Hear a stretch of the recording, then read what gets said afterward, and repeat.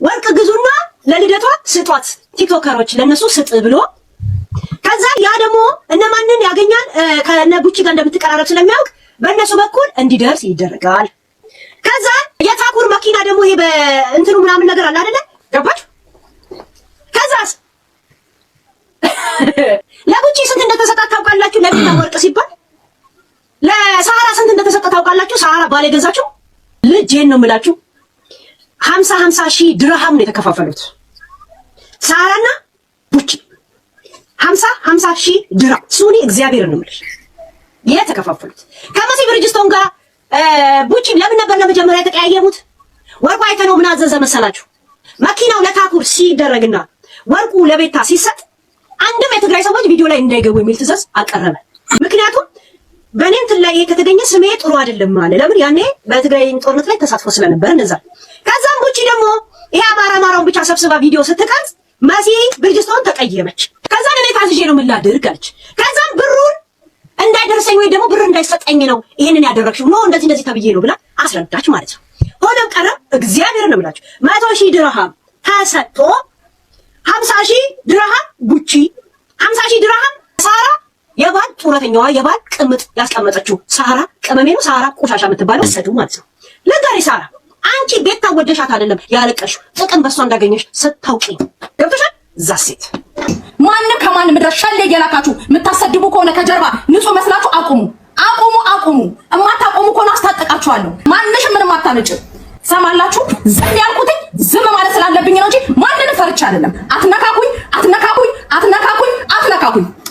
እየነገርኳችሁ እንዳትነካኩኝ። የፌክ ህይወትን ያለው ኦኬ መኖር ያለ ጸጥ ያልኩት ጸጥ ማለት ስላለብኝ ነው። ጸጥ ያልኩት ያኔው ፍራም እያለሁ ነግራችኋለሁ። ተኮላ ነበርኩኝ። በዛ ጊዜ ብናገር ጋሽ ወርቁ ዘበኛ ቢያደርጉኝ ራሱ ችግር የለውም። ተኮላ ነበርኩ እንዲደፍቅ ብዬ። አሁን ግን ሽክርክሯ ድንግሏ ወጣቷ ድንግሏ ቤታ ነኝ። በፍጹም ታምር እኔ የወርቁ አይተነው ዘበኛ ልሆን አልችልም። ማዳም ነው እንጂ አስረግጬ ነው የምነግራችሁ። ሲቀጥል ደግሞ ወርቅ የምትሉት ወርቁን ከፈለጋችሁ እኔ መልስላችኋለሁ። የወርቅ ችግር የለብኝም። እናንተ ናችሁ ለወርቁ አንዴ ስትዘፋው አንዴ እንትን ስትሉ ምናምን የምትሉት እናንተ እንጂ እኔ ቤታ ተመርጬ እንጂ ምርጫ አይደለም ይሄንን አድርጉልኝ ያልኩት። ወርቁ መመለስ ካለበት መልሰዋለሁ። መጀመሪያም ጊዜ ተናግረናል። አልፈልግም ብያለሁ። ወርቅ አልፈልግም። ሲያንሰኝ ነው ወርቅ። እውነት ለመናገር ወርቅ እኔ ያንሰኛል። ከዛ በላይ ነኝ እኔ አቀባዩም ተቀባዩም ከሁሉም በላይ ለአማራ ወገቤን እንጂ ድምጽ የሆንኩት በወጣትነት እኔ ቤታ ነኝ። ወርቅ ሲያንሰኝ ነው አስረግጬ ነው የምነግራችሁ። ግን ደግሞ እኔ የመጀመሪያ ቀን ተናግረናል። ወርቅ አልፈልግም ብያችኋለሁ። ወርቁን መመለስ ትችላላችሁ፣ መውሰድ ትችላላችሁ። በዚህ ወርቅ አመት እስከ አመት ሸጬ ሁሉ ለደሃ እረዳዋለሁ።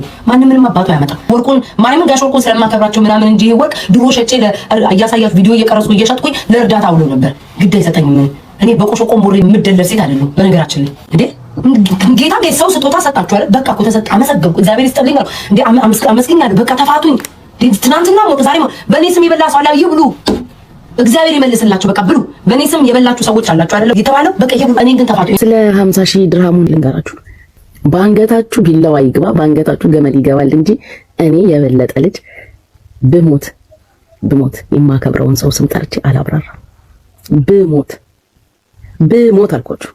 ብሞት አላብራራም። ብሞት ይሄው ነው መልሱ። ሄለን ምንም አልተሳሳተች። ሄለን ባለጌም ሴት አይደለችም። እናንተ ናችሁ ያባለጋችኋት። እናንተ አብረን ቁጭ ብለን ያወራነውን አንተዋወቅም እንዴ?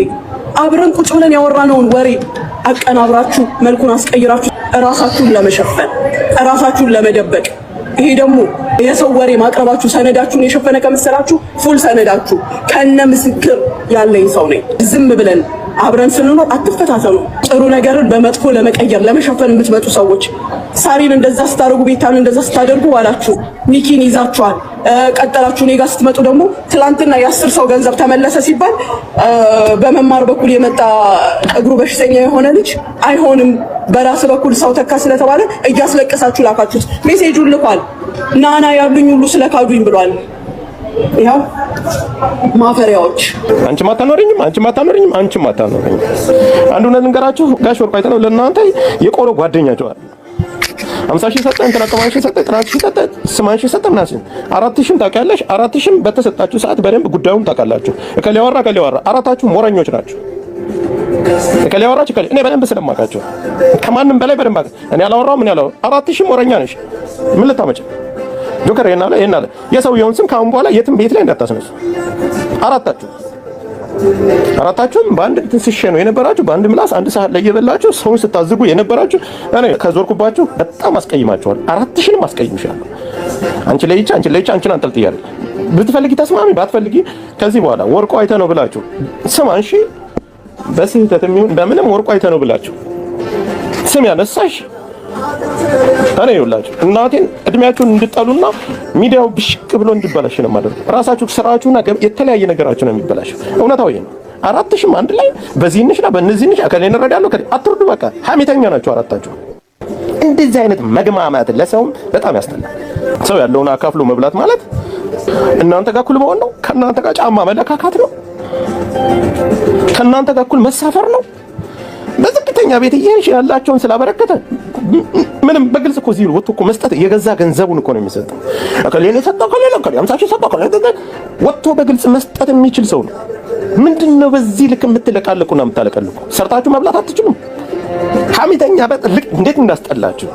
አራትሽንም ለምነግርሽ ምን ታመጫለሽ? ይዱከል እንዳትመጡ እኔ ጋር ካሁን በኋላም እንዳያችሁም አልፈልግም። በጣም ባለጌ ለራሳችሁ ማትሆኑ ለራሳችሁ አብራችሁ ብዙ ነገር ላሳለፋችሁ ጥርስ በርሳችሁ ማትከባበሩ የበሸቀ ግሩፕ ቢኖር ዱባይ ውስጥ ነው። በጣም በከትልቅነታችሁ በታይ ወርዳችሁ የምትታዩ የበሸቃችሁ መብትሽ ነው። ወጥተሽ እኔን አንድኛችሁ ነው። አራትሽም ብሽቆች ናችሁ እያልኩሽ ከሊያማሽ ስለዛ ስለተሰጠብር ሄለንኛ ፈነደዋለሁ እንተ አራታችሁም በደምብ ወረኛ ናችሁ። ለሚሊየን ሰው ነው ያወራችሁት። ለሚሊየን እኔ አውቃለሁ። የተሰጠሽውም የተቀበልሽውም የሰማሽውም መሲ ብርጅስቶን ስትፈሳ ኮሙኒቲ ትሰማለች። ጉቺ ስትፈሳ ሳራ ትሰማለች። በሰከንድ ይሄን ያክል እኮ የምትነጋገሩ ሰዎች እኮ ናቸው። ማን ልታዝጉ ነው? እዚህ ሸሸገዳ ያለ ያዛው ልቀቆ ምትል ሰውየውን ፍቱት። መቀመጫዬን አሳይቼም ካለፈልኝ ለምንድን ነው የምትናደዱት? መቀመጫ የሌላችሁ አርፋችሁ ተቀመጡ። ነገሩ በምናችሁ ትቀመጣላችሁ ወይ ቁሙ በቃ። ከዛ ደግሞ በሌላ ቪዲዮ ምን ሰማው የሀገራችን ባለሀብት ለጾታዊ ጉዳይ እኔን ከፈለገኝ ያለ ማንገራገር ዝግጁ ነኝ የሚለውን ንግግሯን እንግዲህ ብዙዎች ተቆጥተውበታል።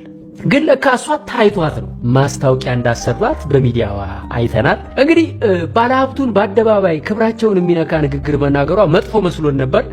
ግን የሥራ ዕድል ካመጣላት እኛም አንዳንድ ካምፓኒዎችን ልንዘረጥጣቸው አስበናል ያሉ ግለሰቦች አሉ። እረፉ። ይሄም ሁሉ እስካሁን ኖርማል ነበር ባይዘው። ምክንያቱም አንዳንድ ድርጅቶች ምርታቸው ይሸጥላቸው እንጂ ማስታወቂያ የሚሰራላቸው ሰው ጭራ ቢኖረውም የሰው ጅብ ቢሆንም ምንም ግድ የላቸውም። ትዳር አጣሽ አይደል እንዴ? ትዳር እኮ በጣም ተራ ነገር ነው። ባሬ እኮ መሆን የምፈልገው ወንዶች እኮ ይዤ መኖር ሴት ነኝ። ባሬ እግሬን እየላሱ ማለት ነው የምራመድበትን እመቤቴ ምስክሬ ናት ነው የምልህ። ማሬ እየተፋሁባችሁ እየተጸዳዳሁባችሁ እንድኖር ምናምን የምትፈልጉ ወንዶች አላችሁ። አረ በፈጠራችሁ እቺን ሴትዮ እስቲ ተረጋጊ። ከዚህ በላይ ጋጦጥ አትሁኚ። ብልግናም ገደብ አለው ብሎ የሚመክራት የቅርቧ ጓደኛ የለም። ልክ እንዳልሆነሽ ቀርቦ ሊነግራት የሚችል ዘመድ እንዴት ይጥፋ? ምን አይነት ወንድ ነው አንቺ እየተጸዳዳሽበትና እየተፋሽበት ከአንቺ ጋር ለመኖር የሚለምንሽ? እውነት ነው ማንም ሰው ጻድቅ የለም፣ ሁላችንም ችግር አለብን። ቢሆንም ግን በዚህ ደረጃ ሶሻል ሚዲያ ላይ ተወጥቶ ባለጌ ነኝ የባለጌ ባንዲራ ያዥ ነኝ ወቁልኝ ማለት ለምን ያስፈለገ? አንዳንዴ እኮ አንዳንድ ብልግናዎች ራሱ እኮ ስርዓት አላቸው ማለት ይቻላል። ያንቺ ሲታይ እዚህ ሶሻል ሚዲያ ላይ ኃላፊነት በጎደለው መልኩ እንደፈለግሽ የምትናገሪያቸውን ነገራቶች ወደፊት ስትሰሚያቸው አታፍሪበትም? አረ በቅርቧ ያላችሁ ሰዎች ጓደኞቿ ምከሯት። እያወራች ያለችው ነገር ፈጽሞ ልክ አይደለም።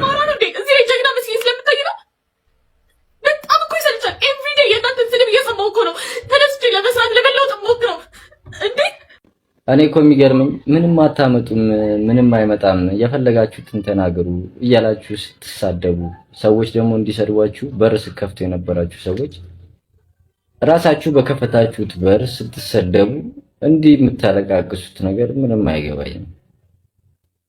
አሁን አንቺ ከዚህ ቀደም የማይሆኑ ወጣ ያሉ ነገሮች ስትናገሪ ነበርና ሰዎችም አስተያየት ሲሰጡሽ ነበርና እነዛ ለሰጡሽ አስተያየቶች በቅንነት እሺ ብለሽ አልፈሽ እንደመሄድ ምንም አታመጡም ብለሽ እንደገና ከዛ ካረግሻቸው ነገሮች የባሰ ነገሮችን ስታረጊ ነበር።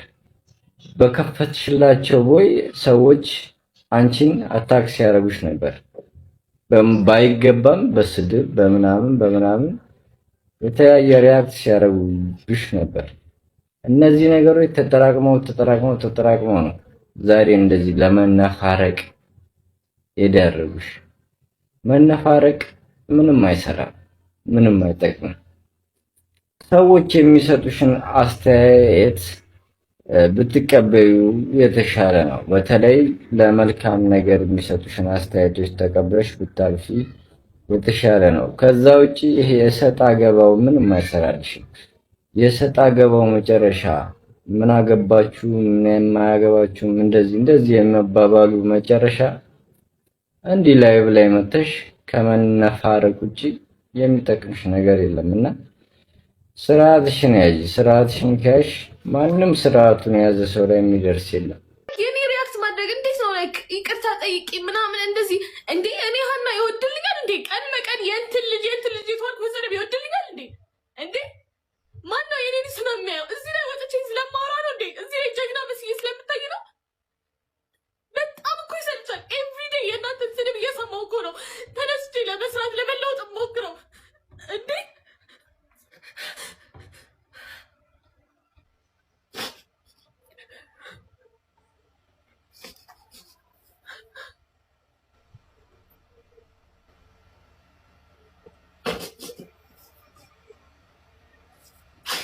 እኔ አሁን ምንም አልፈልግም። ቪዲዮ መስራት፣ መስደብ፣ ኤቭሪቲንግ መብታችሁ ነው። መብታችሁ ግን አካውንቴን አትንኩብኝ። እሺ እኔ ስራዬን መስራት እፈልጋለሁ። ስለዚህ አካውንቴን አትንኩብኝ። በቃ ልስራበት። በዝሙት ቀስቃሽ ዳንሶቿ የምትታወቅ በዝሙት ቢያልፍልኝ እናንተ ምን ቸገራችሁ የምትል ከባለ ሀብት ጋር የመተኛት እድሉን ባገኝ አይኔን አላሽም ያለች መግለጫ የምትሰጥ ብልቅ ብላ እንዳደገች በይፋ የምትናገር ሴት ለአንድ ድርጅት ሳይሆን ለአንድ ገዳም ማስታወቂያ ሰርተዋት ማየቴ ትንሽ አስደነገጠኝ። እምላችሁ በኃጢአት እንደምበልጣት ቅንጣት ታክል አልጠራጠርም። ነገር ግን በአደባባይ ኃጢአትን በመስበክ አዋርድ ያላትን ሴት የገዳም ማስታወቂያ ስትሰራ ማየት ለታዳጊ ልጆች ምንም ያክል የቆሸሸ ስብዕና ቢኖራችሁም ቤተክርስቲያን በእናንተ ትወከላለች የሚል ግንዛቤ ይፈጥራል። እንግዲህ የዚህችን ልጅ ግብር ልክ አይደለም ብሎ ማውገዝ መጀመሪያ ከአባቶች ይጠበቅ ነበር። ጭራሽ በብልግናሽ ከሚያደንቁሽ ተከታዮችሽ ገንዘብ ለምኝልን ብሎ መሾም በኃጢአት ያፈራችሁትም ገንዘብ ቢሆን እግዚአብሔር ይቀበልላችኋል የሚል የተሳሳተ መልእክት አለው። ለእሸቱ አንድ ነገር ላስታውሰው። ባይዘዌይ ቤተክርስቲያን ውስጥ የዘፈን ክሊፕ ተቀርጿል። እሸቱ ያኔ እንዴት ቅድስት ቤተክርስቲያን ውስጥ ዘፈን ትቀርጻላችሁ አላለም።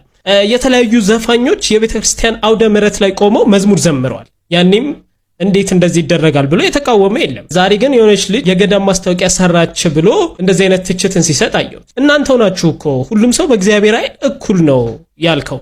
እኔ ከሷ የበለጠ ኃጢአት ሰርቻለሁ ካልክ አንተም ለቤተ ክርስቲያን ገቢ ማሰባሰቢያ ለቤተ ክርስቲያን ማስታወቂያ መስራት ሞራል የለህም ማለት ነው። ሁሉም ሰው ደግሞ ግማሹ ነውሩ ተገልጦ አደባባይ ላይ ታየበት፣ ግማሹ ደግሞ ነውሩን በትክክል ደበቀ እንጂ ሁሉም ነውራም ነው። ለምንድን ነው ጣታችሁን ወደ ሌላ የምትጠቁሙት? እኛ ንጹህ መሆን አለብን። ሰዎችን ለመተቸት፣ ለመቃወም፣ ለመሳደብ እኛ ንጹህ ባልሆንበት መንገድ እንትና እንደዚህ አይነት ባህሪ ያለው እንደዚህ ነው ማለት ትልቅ ሼም ነው። ሰዎችን ማሸማቀቅ ልክ አይደለም። ሰዎች ሊደክሙ፣ ሊዝሉ፣ ስህተት ሊሰሩ ይችላሉ። ግን ሁሉም ሰው ደግሞ ከስህተቱ የመመለስ መብት አለው።